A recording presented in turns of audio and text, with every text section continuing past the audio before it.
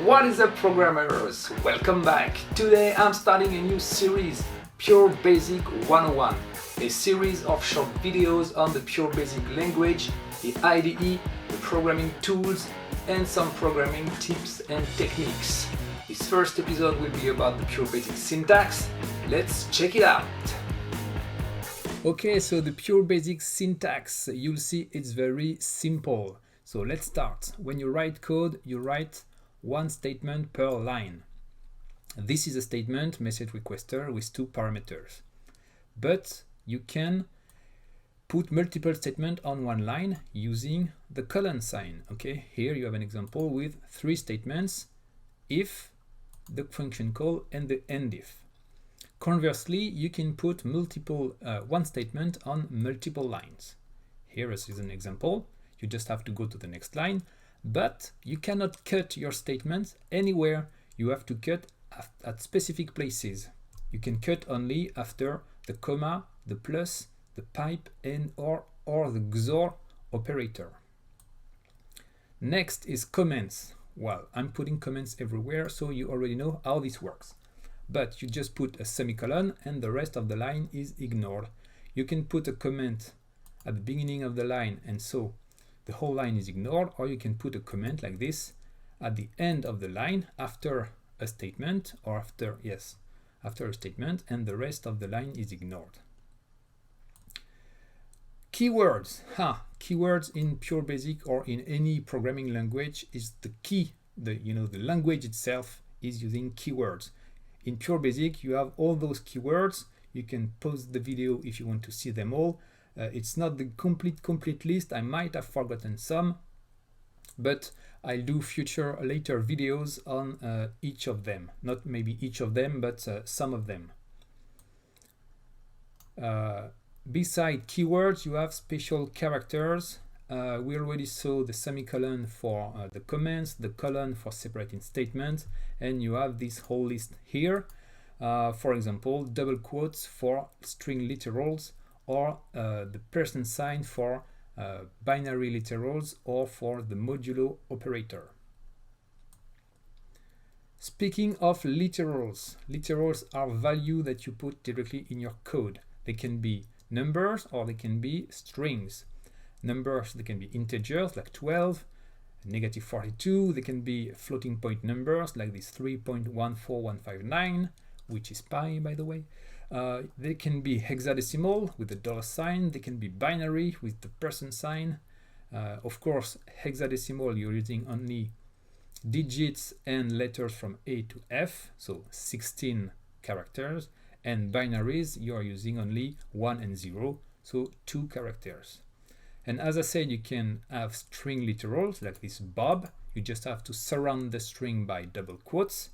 And if you prefix the string by a tilde sign, it means that the string is escaped. It contains escaped characters like this \n, which is the new line character, or this \t, which is the tab character. The complete list of escaped character can be found in the documentation.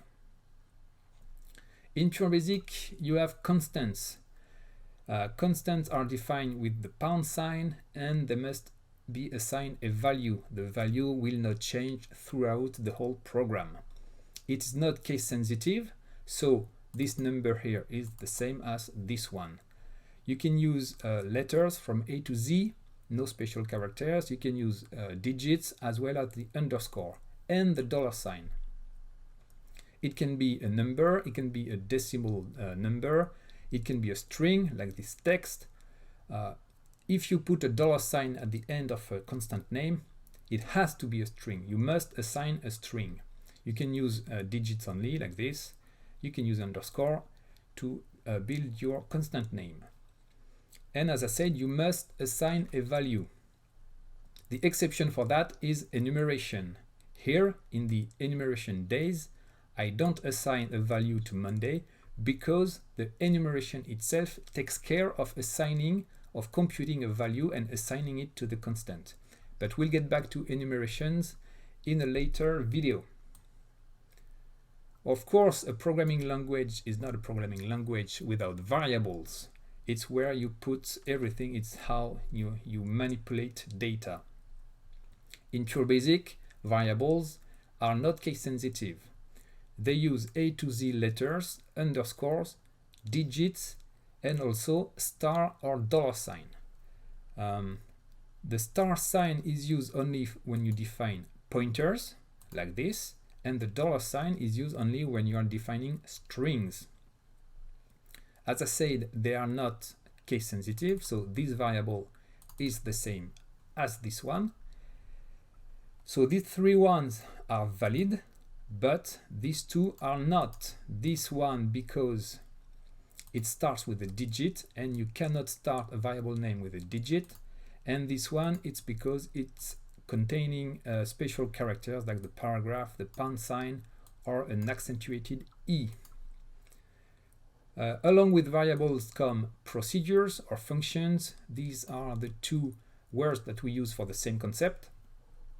Procedure naming is almost the same as variable, except that you cannot use star or dollar sign. So letters from A to Z, underscore, and digits.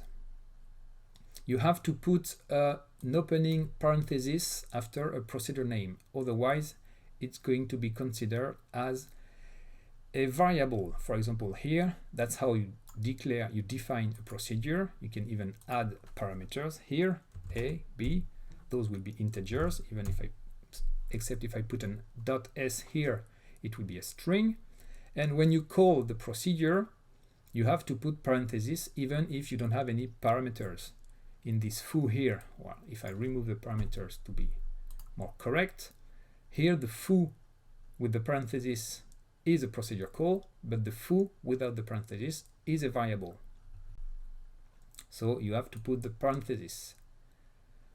You can combine variables or procedure results or constant or literals with operators. So this is the complete list of operators in PureBasic right here. I will not go through all of them, but basically you have the equal. Some of the operators can be used for several things.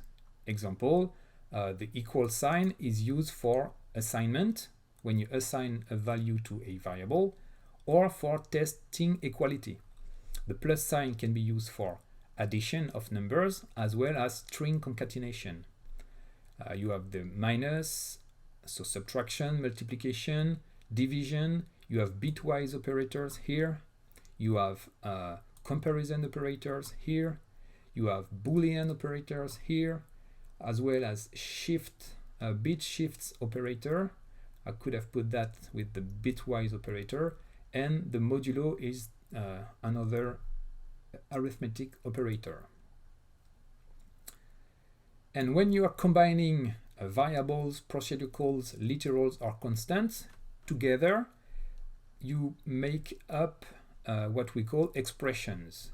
So an expression is something that can be evaluated, something for which you can compute a value. Example here, this is an expression here, so A plus the result of the window height procedure call plus the value of the B variable divided by 2 plus the value of my constant. And all those operands, as we call them, all those pieces of the expression must be of the same type. And voila, that's it for the PureBasic syntax. And that's it for today. Don't forget the big four: like, comment, subscribe, and copy some merch. Thank you all for watching. I will see you very soon.